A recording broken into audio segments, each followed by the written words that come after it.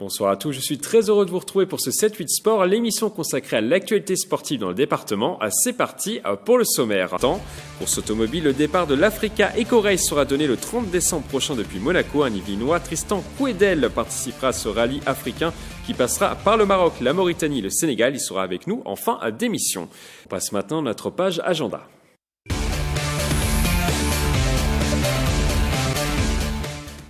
On commence cette page agenda par de la course automobile. Tristan Kouedel, originaire de Blaru, va participer du 30 décembre au 13 janvier à l'Africa Eco Race, un rallye automobile qui reliera Monaco au Sénégal en passant par le Maroc et la Mauritanie. Pour nous parler de son aventure, nous recevons Tristan Kouedel. Bonsoir Tristan. Bonsoir. Alors pourquoi avez-vous choisi de participer à cette compétition ? Alors historiquement, avec mon associé, on a un rêve fou que l'on poursuit depuis maintenant 4 ans, c'est de réussir à être à l'arrivée du Dakar, celui qui se déroule en Amérique du Sud. On avait tout imaginé pour repartir sur cette aventure. Et puis le fait que la course est un contexte un peu particulier puisqu'elle ne traversera qu'un seul pays cette année, ça restera au Pérou. Du coup on avait un rêve secret avec mon associé, c'est de toute façon un jour ou l'autre de retourner en Afrique. Et donc là on a décidé d'anticiper ce retour et de faire donc l'Africa Eco Race. Et pourquoi l'Africa Eco Race du coup plutôt que le Dakar ? Vous disiez c'est par rapport au pays, mais également peut-être la formule historique du Dakar également. Exactement, ça rejoint un petit peu ce que j'ai eu la chance de vivre en 98, puisque j'avais la chance de faire déjà le Dakar en Afrique. Et puis après 2 infidélités, finalement on revient en Afrique, ce qui nous paraît assez logique avec mon associé et copilote. Voilà. Vous connaissez du coup le désert africain, quels sont les pièges à éviter ? Les pièges, c'est l'éloignement absolu. C'est-à-dire que en Mauritanie, on a vraiment l'impression que quand on est seul au milieu du désert, on est vraiment seul. Et on sait que la civilisation est ce qui nous rassure tout au long de nos vies que l'on vit en Europe. Typiquement, tout ça est très loin et la Mauritanie a ça d'un peu particulier. Oui. Alors vous aviez déjà participé du coup au Dakar, de 2 éditions, vous l'aviez dit. Est-ce que vous comptez vous appuyer sur votre expérience pour démêler les pièges? Oui, en fait, l'idée, c'est que je sais que la clé de la réussite dans ce type d'épreuve, c'est de l'ultra-lucidité. C'est un petit peu ce qu'on évoquait hors plateau avec votre précédent invité, c'est que finalement, dans la réalisation de la performance, l'hyper-lucidité est absolument nécessaire.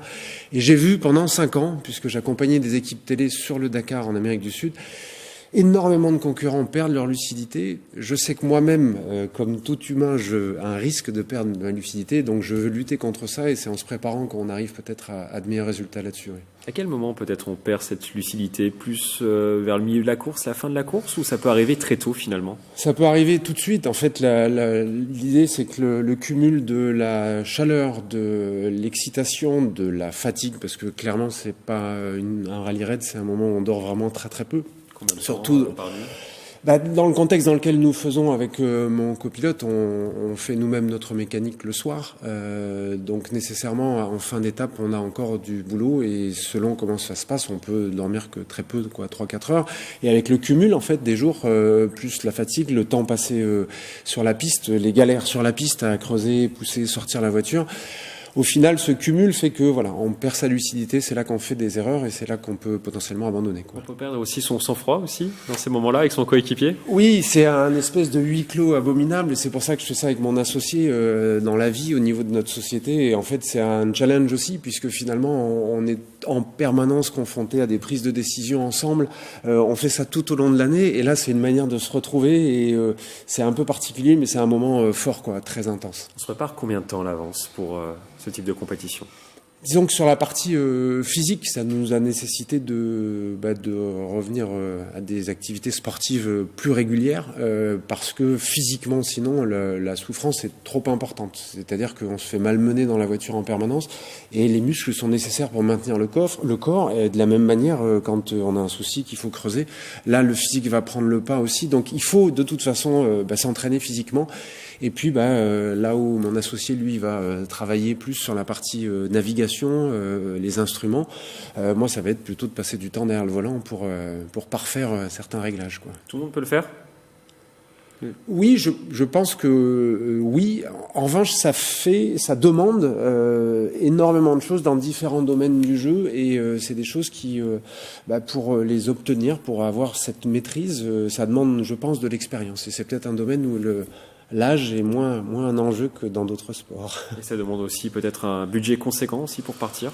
Oui, ça fait partie du nerf de la guerre. On le sait, les sports mécaniques sont chers. C'est une pratique qui demande donc, en plus, de passer en amont par une case qui est la recherche de partenaires, être capable effectivement de motiver des gens, d'avoir des gens qui vous aident et d'aller au bout du projet. Et voilà, ça fait partie aussi, c'est de l'épreuve avant l'épreuve. C'est être au départ d'une épreuve comme celle-là. C'est déjà avoir parcouru un chemin parsemé d'embûches. Et du coup, avec votre coéquipier, comment vous appréhendez les choses? Est-ce que vous êtes stressé peut-être, ou est-ce que c'est quelqu'un que vous connaissez parfaitement? Non, on a hâte finalement d'en découdre. Après, il y a toute cette phase préparatoire qui est excessivement longue, faire que la voiture soit au point, et puis c'est un calcul. Il faut préparer des pièces, énormément d'éléments en amont, se projeter de que va-t-il nous arriver. On a nos angoisses de nos 2 précédents abandons qui vont faire qu'on va orienter notre quête de la panne dans une direction, mais qui est évidemment pas la bonne, puisque nécessairement les problèmes seront différents, puisqu'à chaque fois c'est différent. Mais voilà, c'est vrai que ça participe à la chose, c'est qu'on essaye d'imaginer toutes les situations et on n'arrive jamais, et ça empêche de dormir bien évidemment, mais parfois ça peut aider, quoi. Voilà. Votre véhicule est prêt? Pas du tout. Pas du tout. Pas du tout. On a été de Caribe en Silla. On a imaginé effectivement d'avoir une année de préparation et finalement, à force de solutions techniques, en voulant avoir forcément la meilleure solution, on a changé 2 fois d'orientation et à force, avec le cumul, avec les ennuis mécaniques qu'on peut avoir, effectivement, on se retrouve avec une voiture qui a roulé. Là, c'est sûr, c'est avéré. Elle a roulé il y a 3 jours. Elle remonte en région parisienne pour parfaire certains éléments. Il faut la tester aussi peut-être avant de Oui. partir. Et juste après, et il y a toujours cet enjeu, c'est de se dire en la testant, je risque de l'abîmer. Est-ce que c'est pas ça qui va générer une panne quand je serai sur la piste en Mauritanie? Donc il y a tout cet enjeu, mais oui, on va rouler. On a prévu des séances de roulage de manière à en partir serein. Vous allez la tester où? Alors j'ai des pistes autour de chez moi. C'est l'intérêt d'habiter au loin, au très fond de la région parisienne, au fond du 78. Il y a encore des pistes qu'on peut pratiquer et qui permettent de reproduire pas exactement la Mauritanie, mais des choses qui y ressemblent un petit peu. Et votre objectif, ça sera quoi sur cette compétition? Alors dans notre cas, c'est réellement... Vous voulez terminer avant tout? Voilà, terminer avant tout, c'est réaliser ce rêve. En 98, je n'avais pas non plus vu Dakar, en tout cas pas avec la voiture de course et pas dans les temps.